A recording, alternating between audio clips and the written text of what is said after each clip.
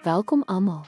Vandag sal ons duik in die tradisionele bemarkingsmengsel, ook bekend as die 4P's, ontwikkel in die 1960s vir die strategiese van tasbare goedere. Eerstens, die produkaspek van die tradisionele bemarkingsmengsel behels die kenmerke en voordele van die goedere wat 'n maatskappy bied, aangepas by kliënte se behoeftes. Volgende prys het betrekking op hoe 'n produk gewaardeer word.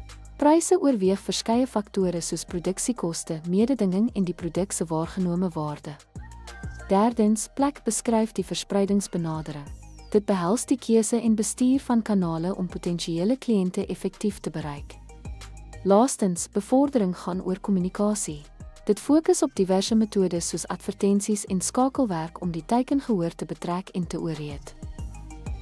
Deur elke element produk, prys, plek en promosie te evalueer, kan besighede robuuste strategieë ontwikkel om aan bemarkingsdoelwitte en klantbehoeftes te voldoen.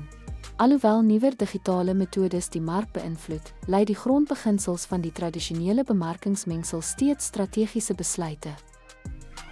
Dankie dat jy by vandag se sessie oor die tradisionele bemarkingsmengsel aangesluit het. Hou hierdie elemente in gedagte terwyl jy oor jou toekomstige bemarkingsstrategieë nadink.